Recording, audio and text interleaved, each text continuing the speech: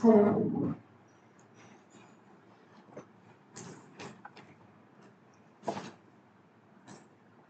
Namaste everyone. I am Monisha Mukherjee. On behalf of Vivekananda Study Circle, IIT Madras, welcome all of you to the special lecture on My Mind is My Friend and Foe.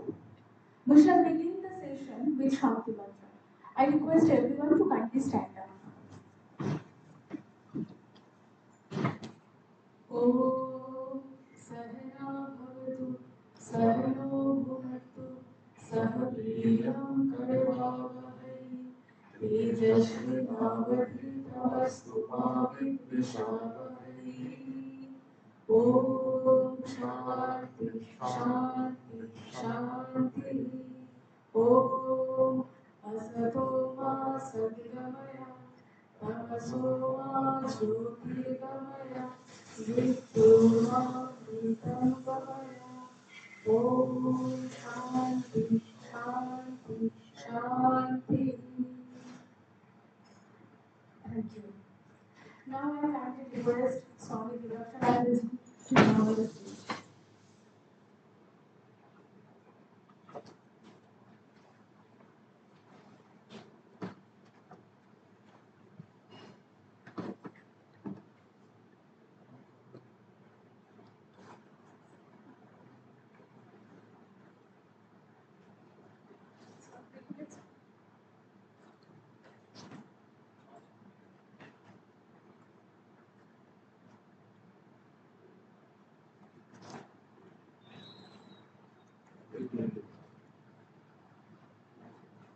Hello.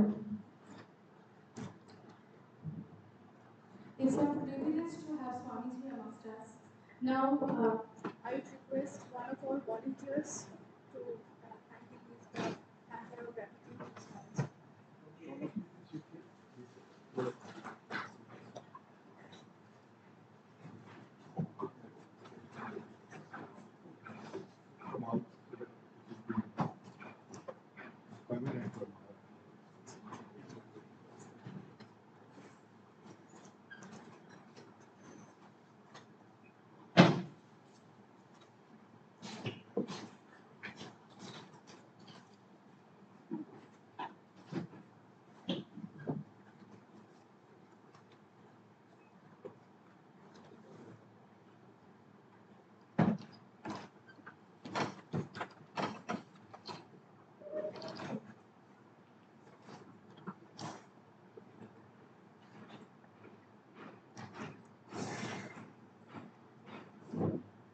Now we request our faculty coordinator, Professor Uday, to introduce Swamiji to all of us. Namaste. Good morning and welcome everyone to this to our inaugural lecture of this semester. We have started a little late, but the semester also started a little late. So, and what better a way to start with Maharaj. So, I'll read out a brief bio of Maharaj and then we can get started. Swami Vimokshananda is a senior monk of the worldwide Ramakrishna Mutt and Mission based in India. He was initiated early into spiritual life by Swami Nirvananda Ji Maharaj in 1971. He took his monastic vows in 1981 from Swami Vireshwarananda Ji Maharaj. During his monastic training days, he worked extensively in the cyclone-affected areas of Andhra Pradesh. From 79 to 86, he assisted in building up a new Ramakrishna Mission hospital in Arunachal Pradesh. He has had various leadership positions in the Ramakrishna Mission centers, such as the Along High School and Kolkata Mission Hospital. He was instrumental in reviving the 150-bed TB sanatorium in the tribal region of North India. From 2007 to 14, he was the president of the Ramakrishna Center of South Africa. From 15 to 18, he was the president of the Singapore Ramakrishna Mission. He was the minister in charge of the Erie Vedanta Society in Dublin, Ireland, the birth country of Sister Nivedita, from 2018 to 21. He is currently the Adhyaksh of the Ramakrishna Mutt at Yelagiri Hills in Tamil Nadu. So with this brief introduction, I'll hand it over to you. And I hope that in IIT style, it's okay for you to take questions in the middle also. Yes, please.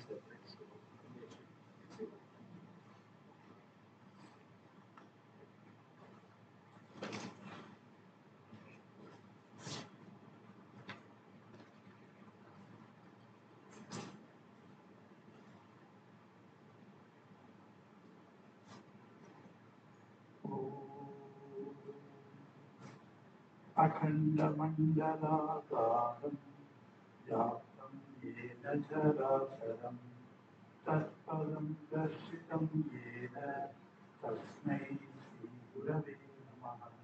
हरिः ओम्। ॐ नमो भगवते रामकृष्णाय।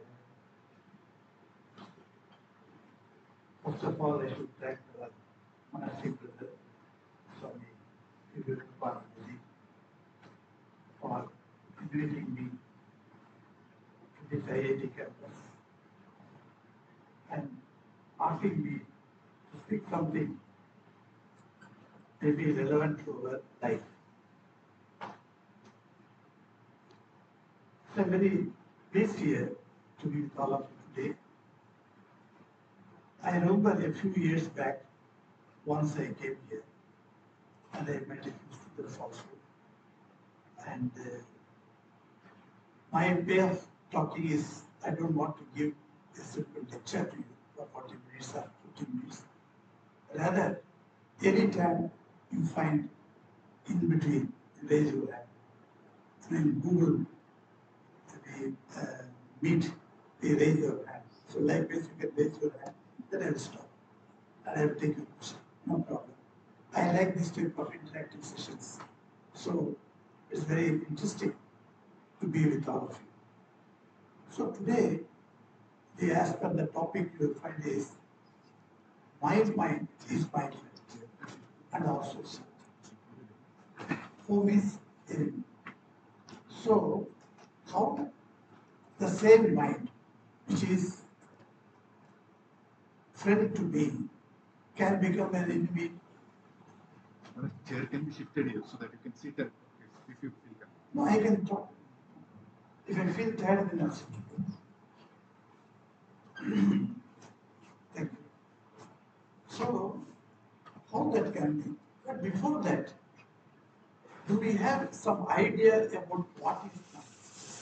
From childhood onwards, we use this word mind in manas, this man, this word we use all the time. There are man nahi rehta hai. I want to ask him one question, has to be. So we have used this word man so long, from childhood onwards. But what is that man? I would like to know from 3 or 4 of you. What do you think? What is mind? Yes. Two. Flow of thoughts. Very good. Thank you. Anyone else? Desire. Desire. Okay. The mind consists of desires. That's what you say. Love, affection. Yes. All those emotions are there, which are put in the mind. So that mind is the emotions in it. Anyone else? Voice in my head. Pardon? The voice in my head. The voice in your head. Okay. Okay. That's also it. So this one is something great thing. I would like to tell you, the psychologists and the Hindu psychologists view of the mind is something different from the Western psychologists. We read Western psychology also, and we find there are certain key elements where our Hindu psychologists differ. But when we say Hindu psychology, you may wonder something must be somewhere, some psychological institute like that. No, I mean our ancient rishis who propounded certain theories about mind. About them, I am telling you how they are viewing the entire mind structure in their language, how they will put it. And the present day, modern day, we are trying to bring it to at par with the scientific findings and trying to compare those two types of findings, Western findings and Eastern findings. So we find there are some elemental differences are there, no doubt about that. But what our sages say about mind, let us understand. We have a sthula sharira, which is called physical body. We all accept it, isn't it? I have my hands, heads, etc. So the physical body is there. There are something which inside us cannot be seen by us. For instance, my thoughts. As he said, mind is thoughts. So that thoughts cannot be seen by us. But thoughts we have, we cannot say that I don't have any thought. Nobody can say, I have my thought. So the thoughts, where do they reside? The question comes. This mind, which contains thoughts, as he says, and as he says, emotions, these things are there, included in the mind. Where do they stay? So they say, within this sukshma body, within this sthula body, there is a sukshma body is there. There is a subtle body. In the subtle body, the mind stays. So the mind has got three types of activities. So they call it different terms, the terminologies are used. So manas one, then chitta, and then buddhi. These three terms are signifying only one property, mind you, but then they have different functions. As per the function of the one same thing, we call it. It is something like Brahma, Vishnu, Shiva in our Puranas. Brahma, Vishnu, Shiva are not three different altogether deities. They are one power, which is when at the time of creation you call it Brahma. At the time of sustenance you call it Vishnu. At the time of dissolution you call it Shiva. So likewise, the same mind, one mind, which you call mind general term, has got three functions.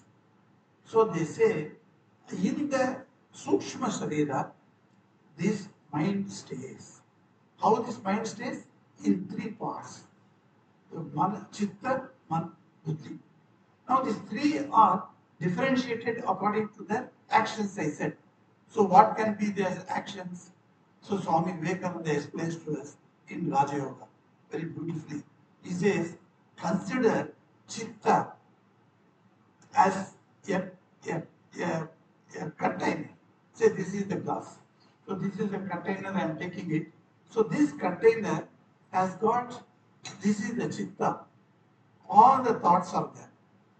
Now, before going further with this example, Swamiji says, I should tell you about a few, 3 lines about thoughts. What are thoughts? You said thoughts. What are thoughts? It's a mental image, you say so. So what is the mind is there? The mind creates certain images. In images, in words. Because no thought can be without words. And without word, no thought can be thought of. So the word and thought are both are very united. So the mind creates mental images, as he rightly said. It creates some thoughts. But the Western psychologists say the thoughts are in wave form. So they are in wave form. They go like this, up and down, up and down. This, yes. Stream, yes, it is stream, but the stream is not a straight line. It goes in wave form. Yes, it is stream. The mind is always pouring out thoughts. So it is stream, but the stream is not straight line. Now the Hindu psychologists say they are not thoughts form. Thoughts are not in wave form, but they are all circling form. Circling means you come one round it cases, and then go to another round. So another round. So another round. So they are called vritti. In Sanskrit, vrittam means circle. Any circle, so this is circle. This is pure circle. Your full circle is there. So it's called vritti. So any type of thought that comes up and goes down, naturally in wave also you find there is the low portion as well as the top portion. Okay. Likewise, even in cycle also the spokes they go up and they come down. So in both it's same uh, uh, working is there. So they say the vrittis are moving like this, like that hundreds and thousands of vrittis are contained in a container which is called chittam. So this chittam has got so many thoughts. There are some thoughts which are on the surface of this container. Just imagine, tell. It's only an imagination, just to understand. There are some vrittis which are there on the surface. So they are called conscious thoughts.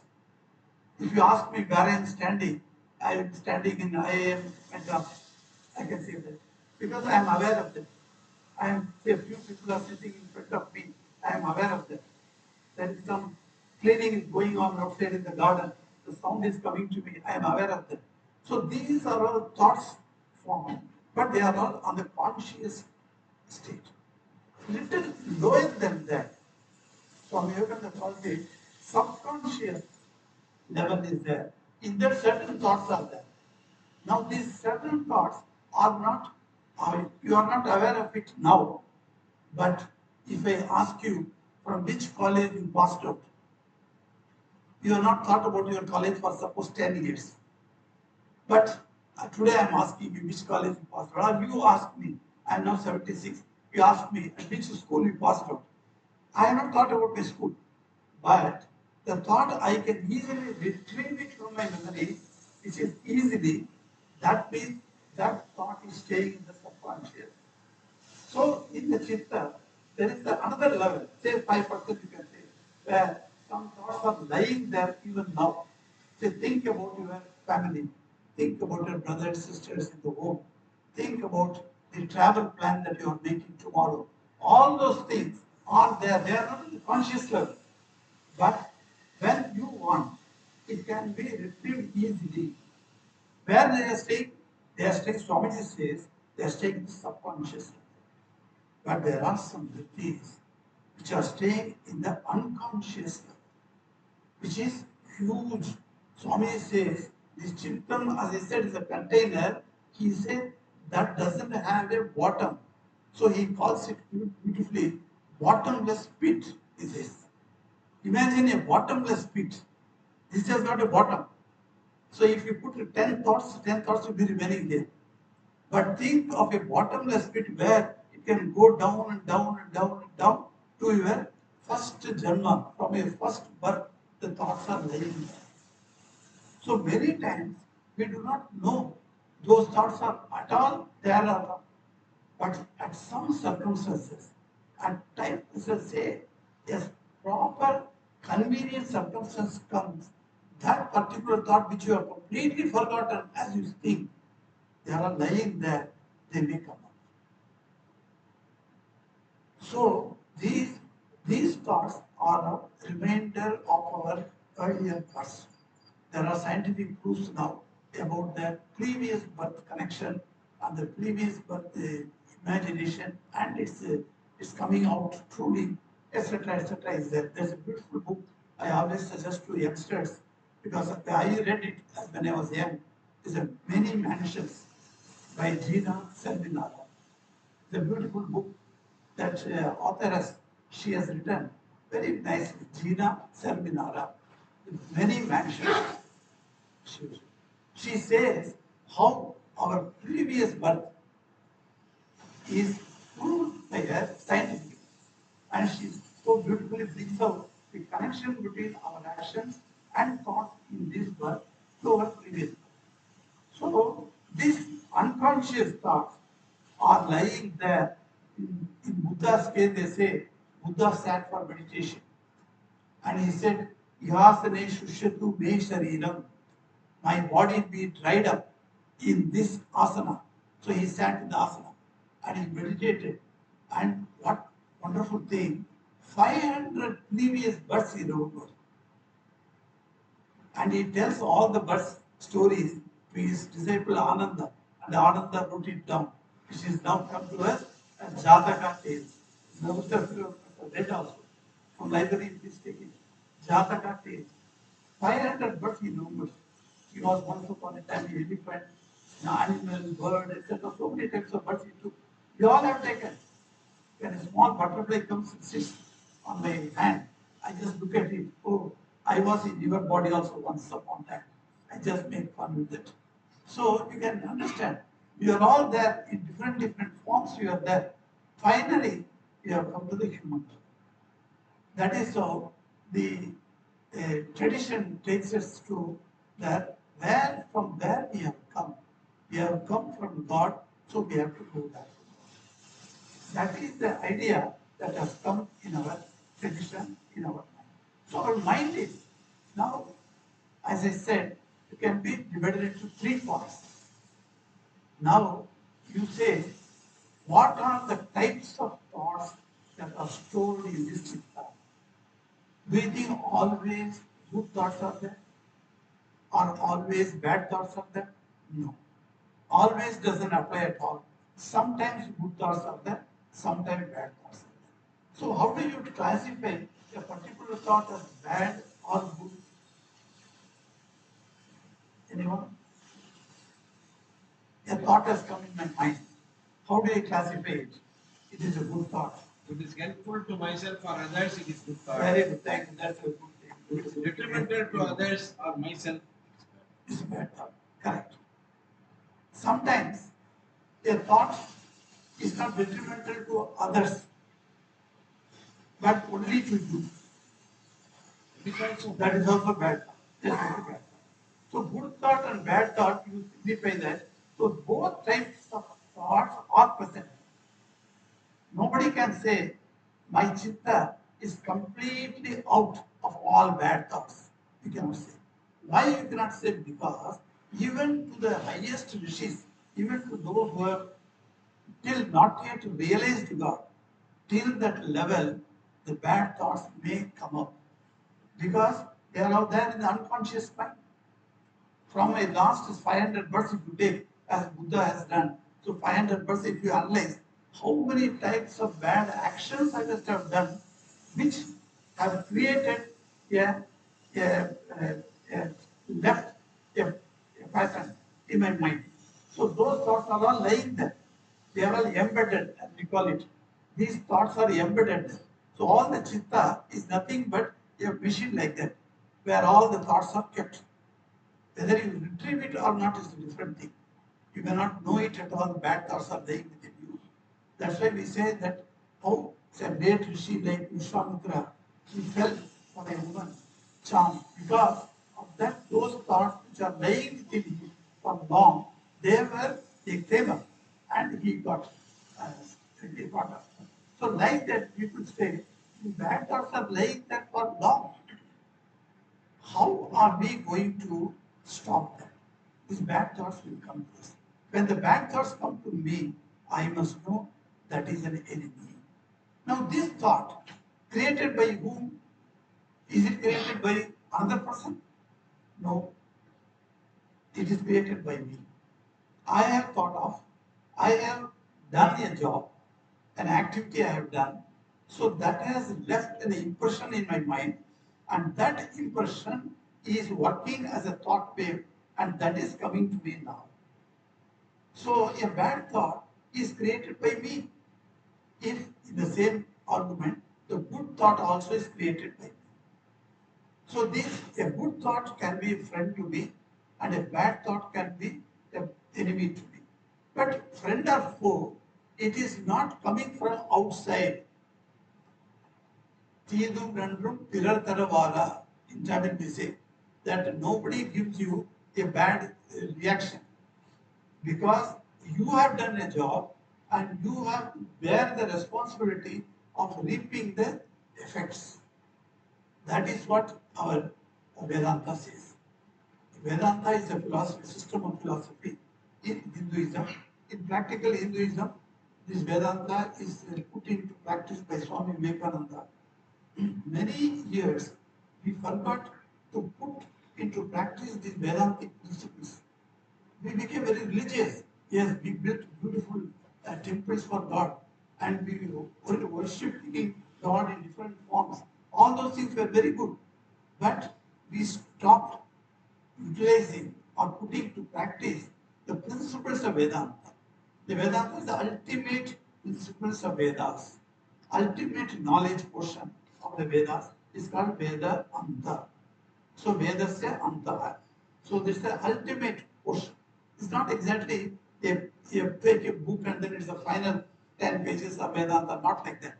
It is the knowledge portion where the knowledge comes as a final one. So what is the final knowledge? Final knowledge is I am God. That's all. You are God. But when we hear this, we all laugh. How can I be God? How can you be God? How can she be God? Like that we laugh at it. Because we don't understand what is behind all this physical frame and the sukshma frame. And behind the Sukshma frame, as I said, the Sukshma body, there is another body which is called Karana Sharira. This Karana Sharira is very important to know because that is a causal body they call it. So from that only emanates this Sukshma Sharira. And the Sukshma Sharira, as it were, solidified into this physical body. So when Sukshma Sharira becomes solid, then you can know that everything is solid here. Because the bones are there, flesh is there, you must be solid. But if you remove this Sthula Sharira, the Sukshma Sharira lives on. That's why even after burning this body, it has got no use after death. Say, the Sukshma Sharira passes on and it goes to different places. So there's a very beautiful discussion in Garuda Purana, how the soul leaves the body and where it goes and how long it takes to come back and to take another body, etc., etc. Those are discussed. Now we are not going to that. Now what I am telling you, I am worried about those thoughts which we have accumulated all these 500 years. Those thoughts are going to come and stare me when the time comes. At that time, how I am going to protect myself? So if you want to protect yourself from an enemy, you have to have certain kavach, certain protective forces you must have. Those things you have. Or when good thoughts come, how do I absorb them? When I was coming into that, I was telling Maharaj, what a beautiful these petals of the yellow flowers have fallen as a carpet on the street. As I was just telling how beautiful it is to look at. So many good thoughts come to you when you are walking in the nature. I am in Yelagiri Hills. I would request everyone to visit Yelagiri Hills once at a time, or anytime you feel free. You can come and see. If you are boys, you can stay within the ashram. If you are a girl, then I can arrange a small hotel nearby. Very nice hotel. It is there, not costly, and they allow us our devotees at a concessional rate they give. So that's a beautiful place it is. All around trees and trees and trees. So I walk through the woods. We have got about 4,000 teak woods in our campus. And I walk through them. And I can feel the nature, how the nature is vibrant. And sometimes the birds come and sit there and they chirping as if they are talking to me, as if I am talking to them. We generally what we do is these birds when they come, I just talk to them. You may think this is simply it's a waste of time only talking to a bird, because what bird will understand, that, and what it replies you don't understand. But if you stay there for some time and you go on there, certain that bhasha, that is these words are not important, you will understand. What is important is the thoughts. When a snake comes before you, if you are not thinking any harm to the snake, the thought is reflected in the snake's thoughts. And the snake will understand you are not going to harm it. Likewise, a bird, I have seen pet dogs used by many devotees. One devotee told me his house is in a place, it is a little inside, and the road goes like that and the turning. So when the car turns the side, the pet puts its ears straight and then it knows his master is coming. Only the thoughts. Because he thought about his pet and that reflected in the pet's thoughts and the pet can react immediately. We all react like that. Suddenly you think of your aunt or uncle. Many of us, I had been to nearly 14 years I was abroad. So I have seen many of our ex-students sitting there at me talking to me. And then suddenly they say, Maharaj, we have not thought about my uncle for long, but suddenly today morning itself I am thinking about my uncle, I don't know what happened to him. And then the phone comes from the uncle and they speak to each other. You see how the thoughts are getting transferred. So the transferable thoughts are so all the jivas, all the products that you find in this, if that is true for animals and birds, it is true for the trees also. That is what the great Jagdish, scientist, he discovered that trees have got life. If it has got life, it must have thoughts. And the trees also understand. When you go nearby, you take the tree's leaves and touch it softly, and they understand you have come to appreciate it. And it gives back. When I go to Tulsi leaves, Tulsi's plants are there like that, straight they are standing. And when I go nearby and say, "Oh, Krishna Namaha," and then go, immediately she waves her head. So I understand that she is welcoming me. It's only a bhavana. And you may say that it may not be exactly true in science, but it is a bhavana. That bhavana gives me a connection with the nature, of which I am also a part. Because I have got five intelligent mechanism of thinking, so I cannot say that I am out of nature. This nature, what we find everything, we are also, as a human being, part of the nature only. If a lion has to see us, it will also look at us as a part of the nature, is it not? Because it is also part of the nature. So we are all part of the nature, and the nature has got such a wonderful thing. The cosmic mind, it has got an effect. So coming to it is cosmic mind. From cosmic mind we come to the individual mind. So in the individual mind, our thoughts are going to come to us. When good thoughts come, please replace that. So don't sidestep that. As you strengthen a good thought again and again and again, that good thought will come and stand instead in good protection to you when the bad thought arises. It will be easy to clip or nip it in the bud, the bad thoughts, once you are strong in good thoughts. Suppose you are not strong with the good thoughts, then what happens? The bad thoughts will take it is overwhelming and we will be destroyed. So, my mind, which contains good thoughts and bad thoughts, are coming to me as my friend and foe. Yes, oh, it is fallen. Let us see that.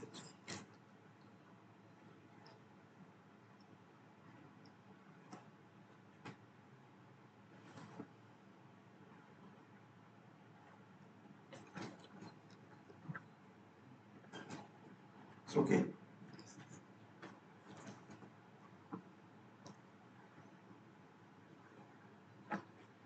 So what we can discuss now? Any questions? How to come out of the bad thoughts? Yes. We don't know how much of bad thoughts we will have, how much of good thoughts we will have. Yes. At times, as you told, it overwhelms. Yes. How to control it from overwhelming good thoughts? Yes, that's a very good question. You see, take our seniors. We ask this question as a monks, we are also suffering from the bad thoughts and good thoughts. So we ask our seniors. So one of the seniors, Swami Buddhanand, he was there. He was the head of Delhi Center, Long, and he was a very great Swami. So when we all brahmacharis sitting together, then we asked this question. He said, you see, in those days, there is a type of ink bottle used to come. From the ink bottle, you take the ink to a fountain pen. There is a dropper. You fill the dropper and then put it in that fountain pen. Nowadays, we don't use fountain pen. Only for show you keep it. But the fountain pen, the ink bottle was there. Once all the ink you have taken, the ink has left stain in the bottle inside. So he would tell, once he showed us also, in that bottle he took it, and he opened a tap, and he kept it. And the water was flowing into that bottle. And the moment, only one outer is there, so from that only water has to go and come. So when the water is falling in that, and the water that goes inside comes out, and it comes out, it fills that, and then comes out. While coming out, the stain is taken out. It has taken the stain also. If you keep 2-3 seconds, then the bottle is clean. So he said, our chitta is like that. How do you remove the bad thoughts come? So we only can understand what types of bad thoughts are there in our mind. Nobody else can tell you unless he sees you in action. If you do a bad action, from that I can come to an understanding. That's how the police catches. The police catches a culprit because they see in action. If somebody thinks stealing of something, police cannot catch you. But if you actually steal something, then only police can catch you. So in action only we can say that bad thought has come. Otherwise, you only know what bad thought is within you. So when the bad thought comes, have you brought the opposite good thought and allow it to flow inside the mind? So if I want attracted by, say, a telephone, for instance, you take it and then you think that, oh, this telephone I must possess. Now I cannot afford. I can afford only after 2-3 years after. So why should I now immediately think of that? So the thought has come and it is seizing me and it is going to give trouble to me. Though it is not a bad thought as such, but even the possession of an object of enjoyment may also possess me, overwhelm me, as you said. At that time, what happens? You have to make your mind the opposite thought. You have to say, no, I am yet to earn my living. I am yet to get my salary. Then only I will get my good food. Otherwise, from my dad's money, I shall not spend. This idea, you must bring it again and again. Then the bad thought gets weaker. No thought can be obliterated. You must understand. All thoughts will be there.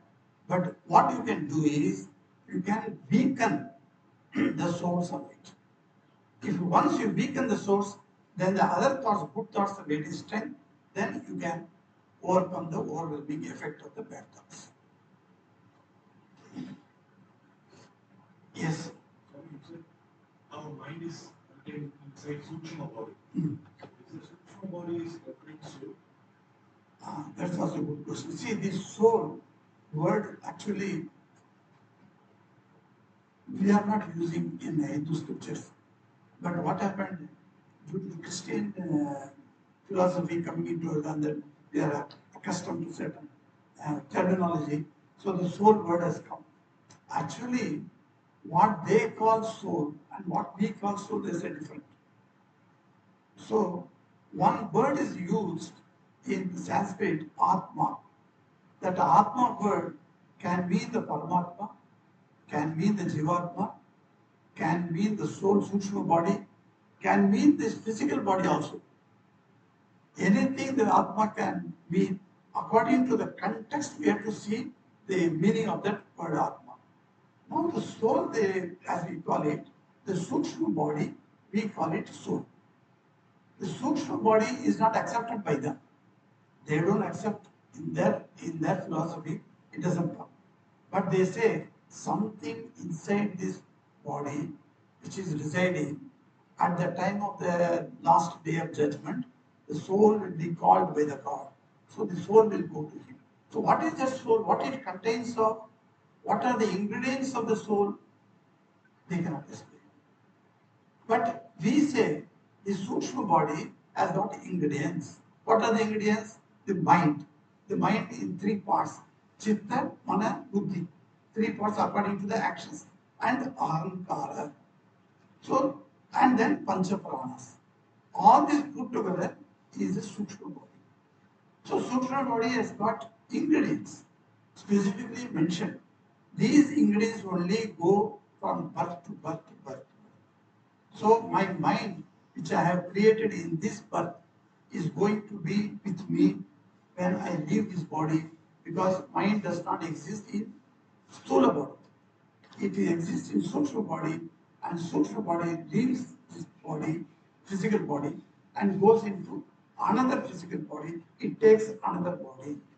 As I said, it is the Sukshma, the very, very minutely organized a body by cells or by uh, electrical pulses, which starts beginning to manifest, and it becomes solidified, and then this becomes a human body, this physical body, as we say.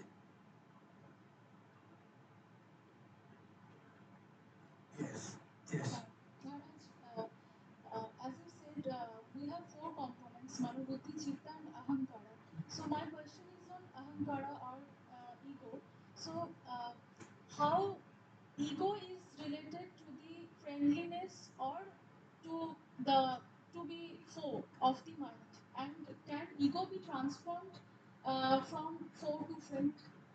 Uh, yes, ego, as we understand, is the basis of the mind. So without that ego, see this here, that I, that big I, capital I, without that capital I within me, nothing can work. So the ego is the basis. Chitta, Mana, Buddhi, all these three act only when the ego stands. It is connected to the ego, basing on standing on the ego platform. These three act. Now this platform is very much required. If you remove the platform itself, then the manonasha happens, where the ego is completely gone, ego becomes zero, then the mind itself does not stay. There's a manonasha happens. So the mind is completely removed. Where it goes, it gets a nasha, it is destroyed. So the basis is required. It's like a platform. Ego is like a platform. Once these three starts acting. So these three are necessary, and for acting, the ego is required.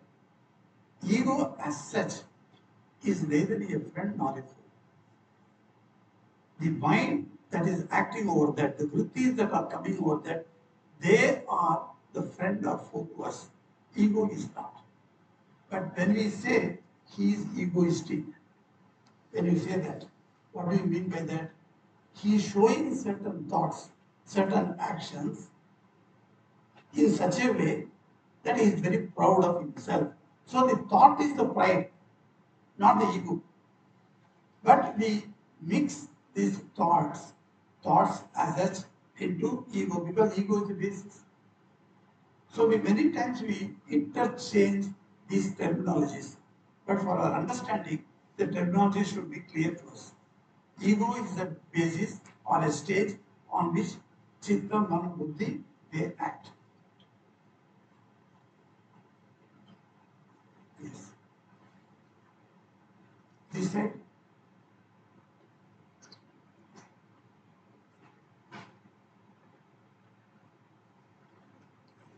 Thinking.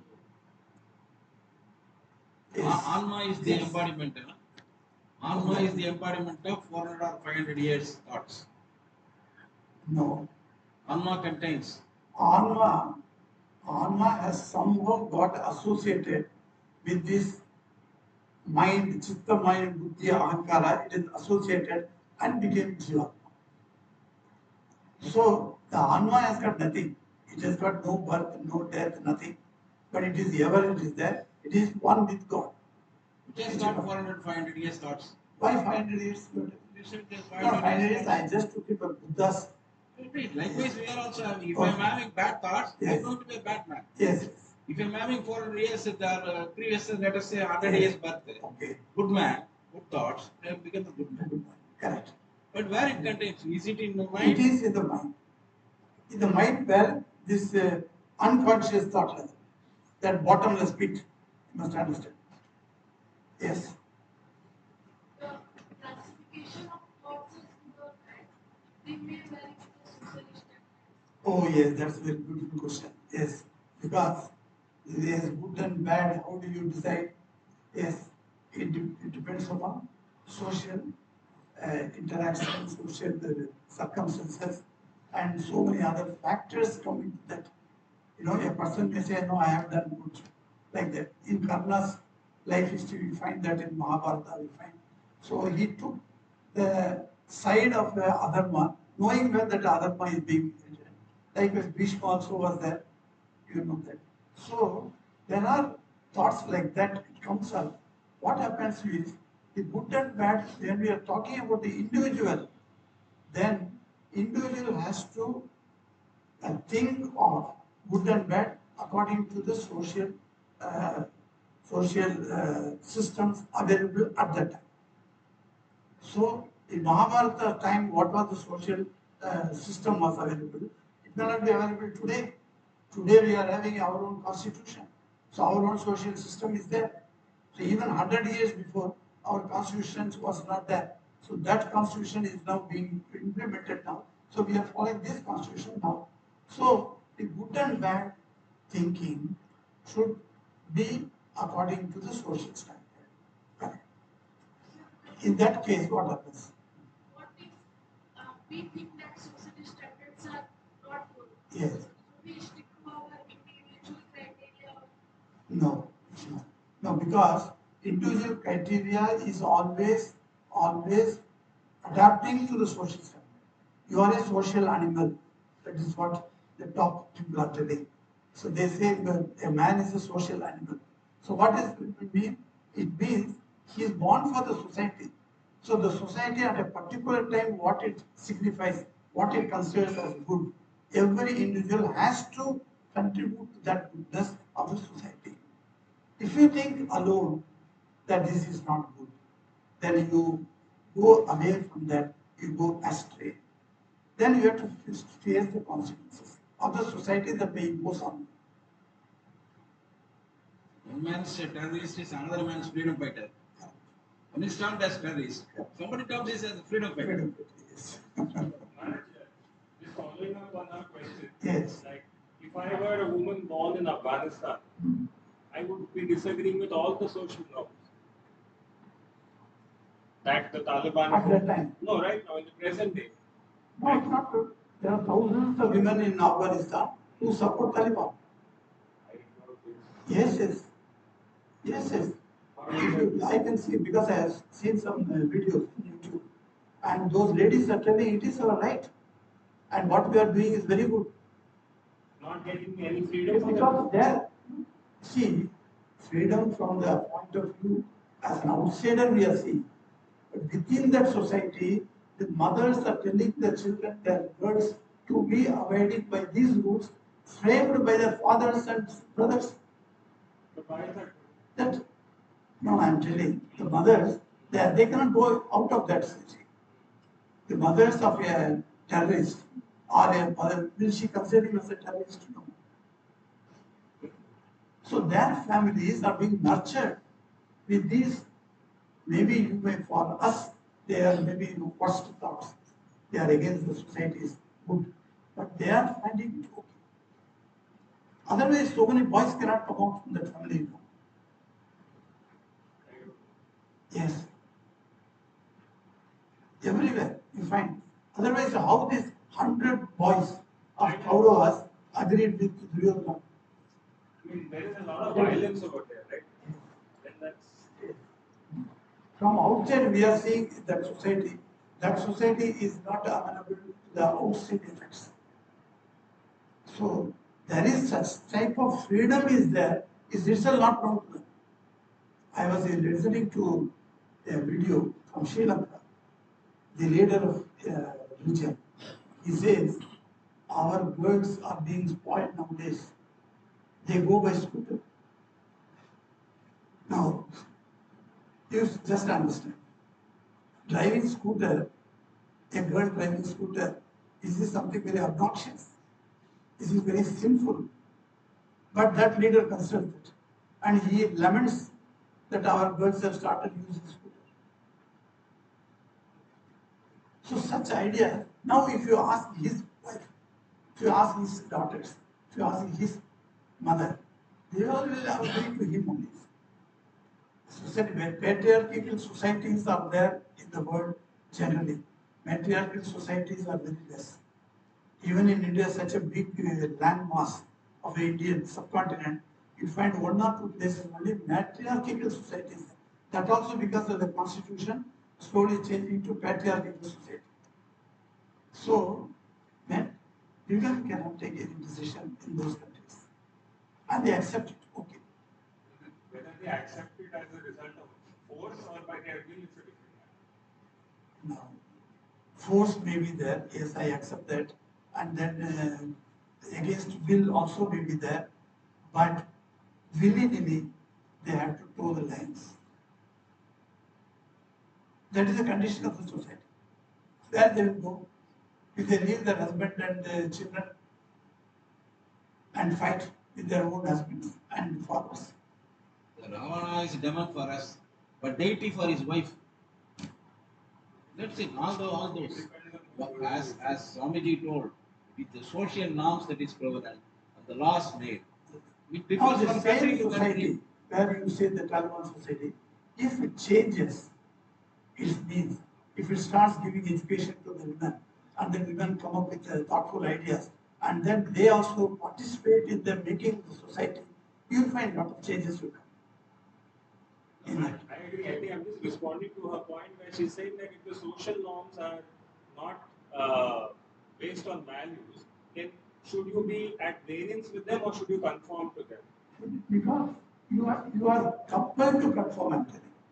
As an individual, you may have your own idea, but say for instance, the traditional type of weddings are done. How many modern youth like that? They say, no, we do not. We want to go to that registry office and get it done. They say that, so they are not interested in this, though the tradition says that. So individually you are able to stand that, the society allows that. The Constitution provides you the right to have a wedding in a registry office. So it is allowed. It depends upon your nature. Yes. Yes. I don't have about all this society as well, but I like your name. I like your name. Okay, thank you. Suppose if a person has a strong intuition towards whatever your name is suggesting, and still there are worldly thoughts, how to find your balance between these two? Yes. Because that intuition will be from inwards, whereas outside responsibilities will be very high. Yes. And I know that Swami Vivekananda also faces the same thing with his own sisters and himself.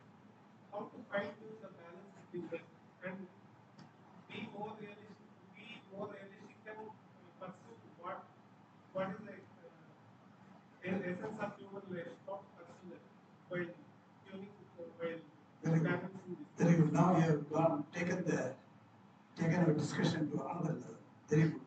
What do you like this name? No, what is it?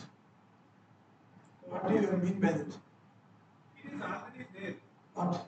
Moksha is already there. Okay. We have put some covers on it, Yes. thinking that I am this body, I am this mind, whatever the stuff, whatever I am carrying, Correct.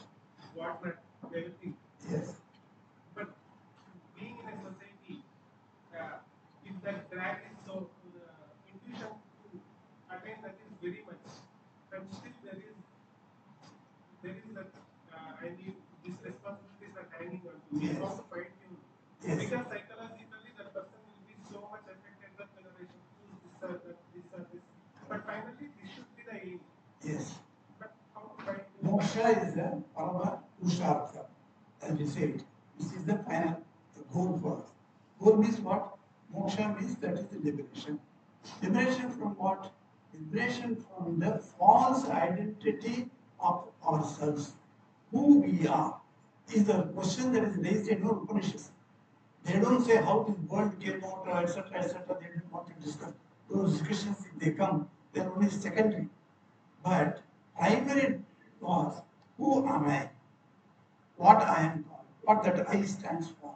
So the I stands for that I told you that I, Chitta Buddhi, and then Ahankara.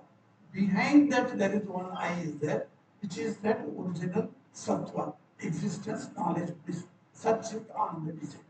That is our real Swarupa, but I have forgotten it. I am thinking I am a human being. I am thinking I am Swami Vimokshananda. What title has been given to me? I am thinking this is my name. I am thinking I am a member of the Ramakrishna order. I am a Swami. All these things are externally interpolated to me, over me. They are thrust on me. But those things are not me actually. So who am I then? I am that God, or I am that Atman. If you are a Jnana Yogi, then according to Swamiji, you will think that you are that Atman. That Atman, which is Nitya Shuddha Buddha Mukta, that Atman is I am. I am nothing else. But because you are living now, you have to eat food to maintain your physical body. So you have to accomplish to everyone, show that you are also one of the students here, you are also talking to everyone, you are also aspiring for a job, like that all those things you have to show. But in reality, you know that these are all nothing matter because you are that Atman. Now, to make the difference between these two and how to harmonize these two, you say, yes, you have to keep it a sadhana. So we call it sadhana. That can give you strength in the belief that you are Atman. Now what happens, I may tell you, you are the Atman. That is not going to stay with you. Why? Because you have not strengthened the thought. You only heard it. Simply hearing is not enough. So it has to be thought of. You have to think again and again that I am not Atman. When you are alone, for instance, you are sitting in your room and just thinking, who am I? I am not this body. I am the Atman. Like that you have to think. By thinking that the way, making that we call it sadhana, you are strengthening that thought. And after thinking about the same thing, I already know that I am that. Okay, now I need to find the balance between that whatever that things are, that and this worldly thing. How to do that? Because That I is, already know that I am that. yes, yes. So it is like taking part in a drama. You are actually knowing yourself who you are. But sometimes we get more involved in that. Yes, yes, Now that by is, unconsciously you forget that side, right? and then the drama becomes very real. Yeah, that's what I It's want. Maya, sir. Everything Maya. For him, he has to understand, that Maya has to be clear. So, yes, that happens. It is not that very. Understanding that Maya is clear and He knows that what is Maya, he knows. That's not a problem. He said, how to come out from that? He said, see, that's what I'm telling you. Strengthen the good portion of your thoughts. Then it will come and stay with you. When you are losing your grip on the thought of self, then the good thoughts will come and help you. That's how the good thoughts have to be always thought of. Always do japa, we say, because of the sadhana for bhakti yoga. We say, do always japa. The mantra is there, go on repeating it. We say, because of these things. Otherwise, that you mix up with the drama and you become one of the part of the drama, and then you think that you are the character. thought itself is a dimension. Yes. Thought itself is a dimension. Yes, yes. It's a very interesting thing. The better the food we take influences our thoughts. How to overcome bad food addictions. Oh, I didn't get you. Little louder. I read that the food we take influences our thoughts. So how to overcome bad food addictions like nicotine in the future? How to overcome bad food addiction? Meat and other things he's asking about. How to overcome How bad to food overcome addiction. the bad food addictions? Oh, why you call it bad food? Like I read that the food we take influences our thoughts. Yes. Healthy food brings out very good thoughts. Yes. There are some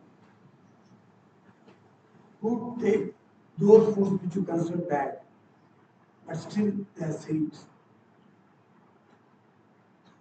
So the food doesn't actually contribute to what you think.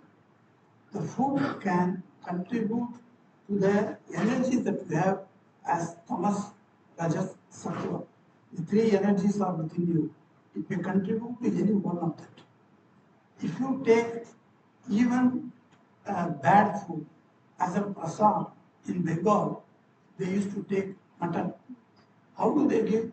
That mutton is given to Mother Kali and bring it and cook and distribute as a Mother Kali's prasad. Mind you, it is not for the taste, not for the tongue. It is Mother Kali's prasad. So the entire thing and our attitude changes towards bad food. But if you go for taste, then it will increase your rajas. But if you take it as a prasad, it will increase your sattva. So as the sattva guna increases, good thoughts will be coming. So they are all interrelated. So what you eat is not important. Once Jesus was walking in the street, one fellow came. He said, "Sir, your disciple Peter is taking raw meat. He is eating raw meat." He complained to him. So Jesus said, "What goes inside, I am not worried. What comes out of his mouth, I am worried." So the bad thoughts, yes, can come out through the rajas and tamas increasing in your system. So whatever increases your tamas, you should avoid. An intelligent person should avoid. Water food, even in the vegetables, there are some vegetables which can create tamas. For instance, aloo. Aloo is very well known product. We all love that. And so much of aloo you take with puri, and you see, you feel strong. So tamas has come. Yesterday I asked one person, "So you come and meet me at 9 o'clock." He said, "Okay." Then he came at 10:30. I said, "What happened to you?" "I slept away." "So what was the breakfast you took?" He said, "Puri and masala, aloo masala." So when you take puri, aloo masala, you want to go to sleep. That is tamas. Though it is not non-veg, the veg also can create tamas, mind you. So you have to be very careful which subject, which item that you eat is creating what type of gunas. So that gunas, so that energy field has to also be considered.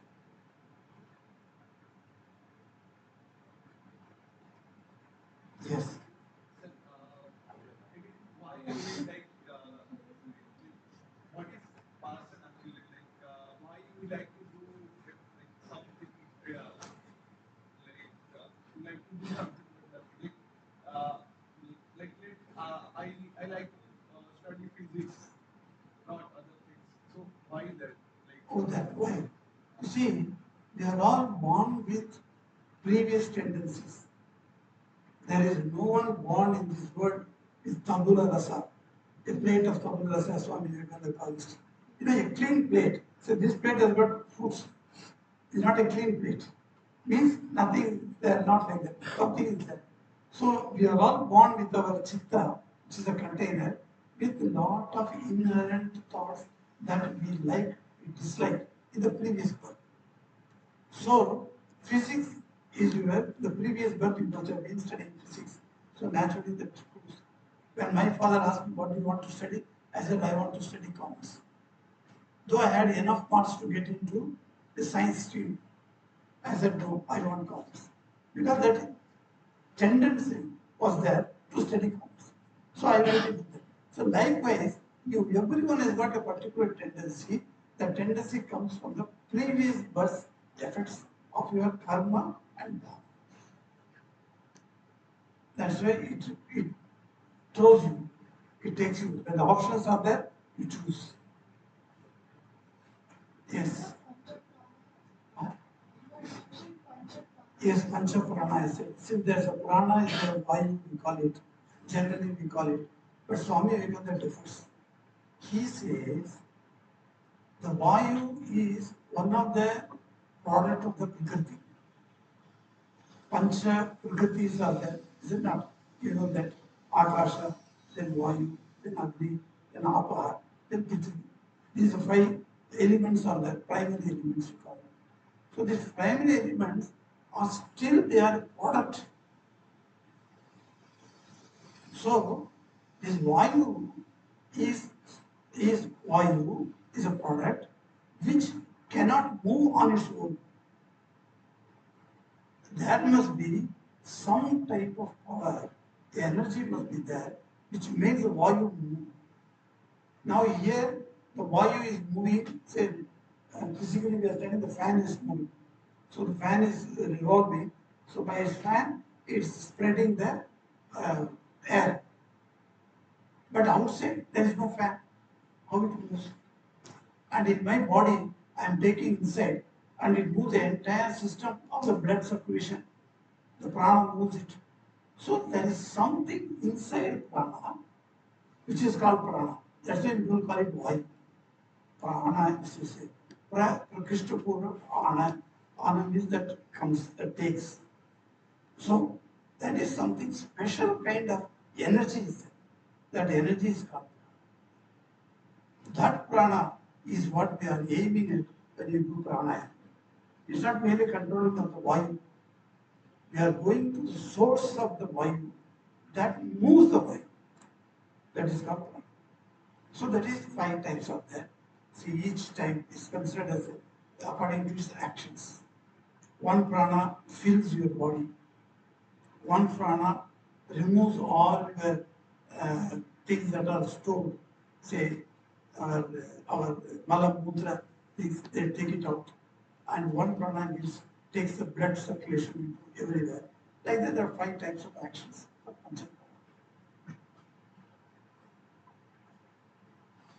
I think now with your permission. So, Maharaj, then there is no universal parameter for choosing those bad and good thoughts. Like, can there be any? Yes, the universal parameter is this. By my thought, is my neighbor, is my friend, is my next man, is harmed or not.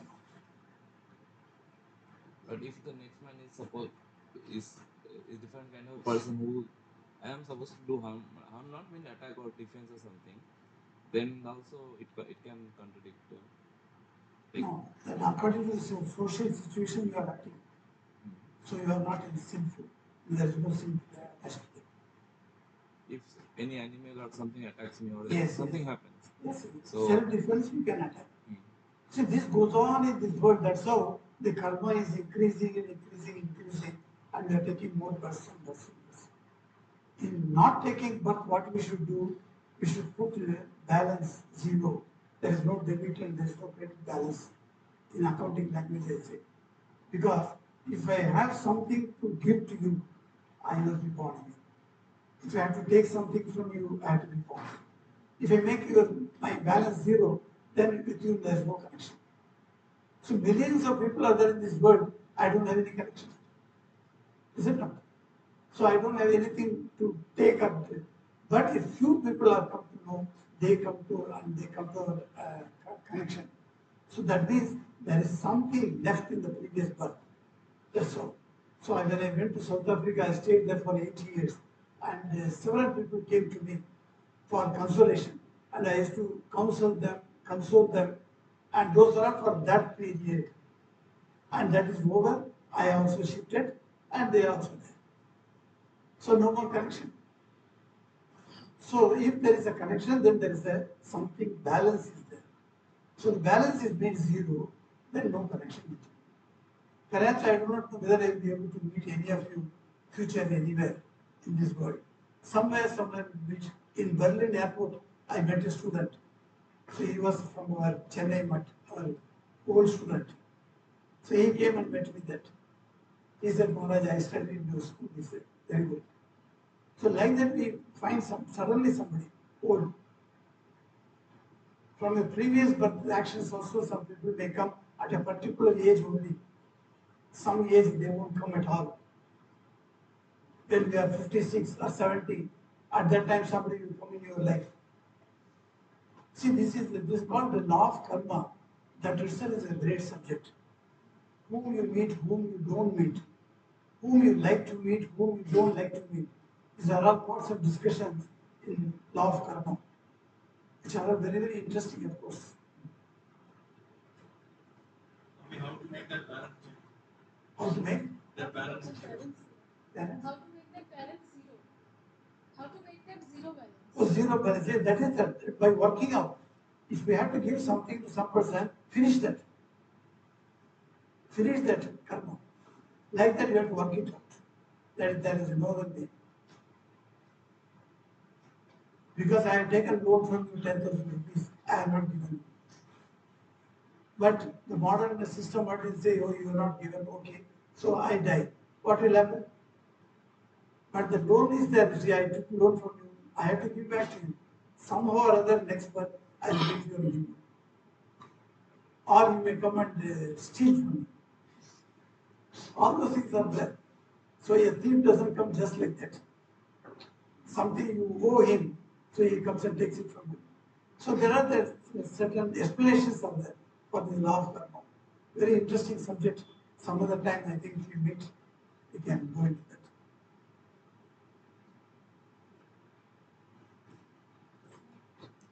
Is there any other question? Yes, please. You said laugh number, right? Okay, we will take that into consideration. Seniors, and we've been taking that, keep that in the same. And if you take the seniors to play, the play of the seniors has been pre-decided. Who decides? Who decides it now? It's already decided. What is decided? The way how the universe should function has already been decided and imparted into every living organism equally. Okay. To say that into every atom equally. Okay. Now, when I don't want to take the research or whatever it may be, I need to clear all this debit. And how not to make the upcoming thing. Yes, that is what I'm telling. Whatever debits you have to pay it out. Yeah, that's, I am making the debit now because it has already been decided that I should repay. Correct. But how not to take new loan? New rules, that is, so you have to be very, very cautious about that. If you accept anything from anything, then you are taking a debt out. So he is giving a loan. So we have to find out that whether you is it for you to take a loan from somebody else. But something happens unknowingly, right? Can we say that as loan or it has a part of it? That is part of his debit, you can say. When it is not known to you, that is, it is not your fault. It is his one, he is taking from you. That's how we have to take it. Yes. Not only loan, sir, even if somebody helps you to cross the road, you have to bond once again and make that.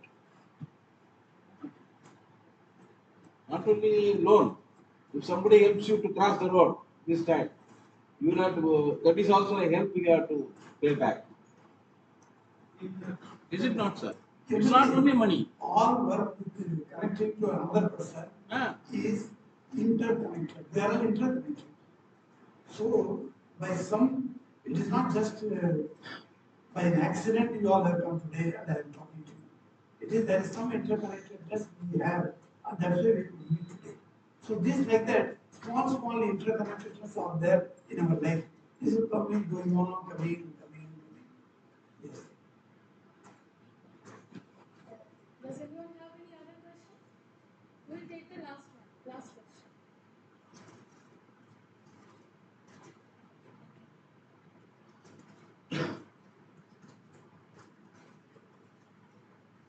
So by now we reached at the end of this session.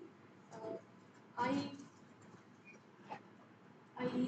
won't thank Maharaj for this session, but I think through this engagement, intense engagement of this session, I hope that we have become friends to Swamiji, and he also made us his dear ones because of this so engaging conduct with all of us. So I will pay my heartiest gratitude to Swamiji, and we would love to get him all over again amongst us in VSC.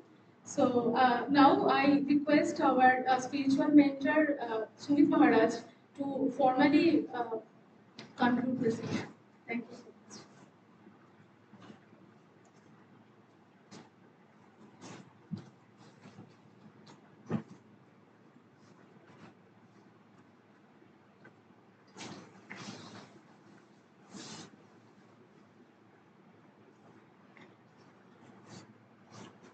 In the camera.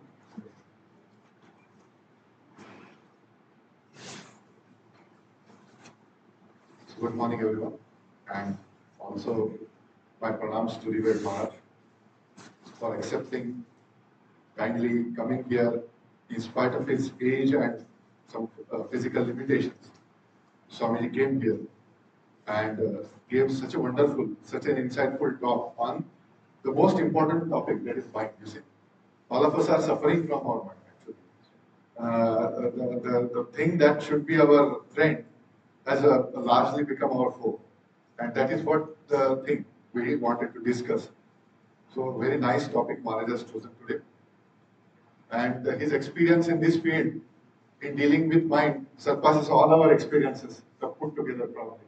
Because I think hardly anybody is there who has crossed age of 50, maybe one or two, apart from Maharaj. And Maharaj's monastic life itself is more than 50 years. So that you can, there is no one else will be more authoritative on this topic of dealing with mind. So such a wonderful occasion, and we are really blessed to have Maharaj here. And I really thank all of you also to come here. And I would request you to come in every VSC session, because this is what we are continuously discussing. Swami's ideas, and we are discussing about so many practical things, how to utilize those ideas in our life. So if you keep yourself regular in VSC classes, that must help you, I hope. And again, I will say, I'll pay my homage to Maharaj and request him to come whenever we will give a call to him. And okay, so I can. And thanks to Darshan also, by the way, because I am seeing it because he's a faculty mentor, and he kind of facilitates a lot of things in our BSc. So I take this opportunity because we meet each other not very often. So that's why I'm taking this opportunity. Thank you.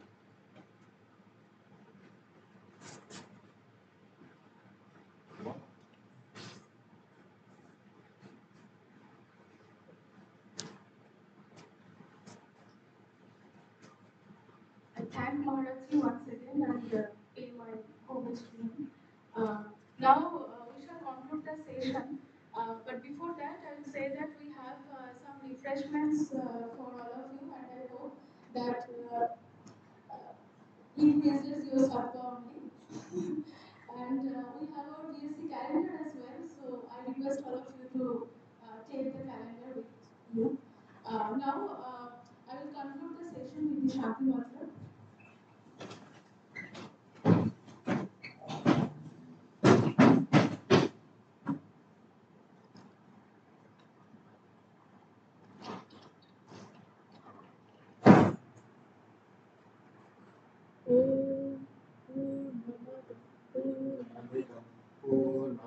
पूर्णमुदच्यते पूर्णस्य पूर्णमादाय पूर्णमेवावशिष्यते ॐ शान्ति शान्ति शान्तिः Thanks everyone for coming.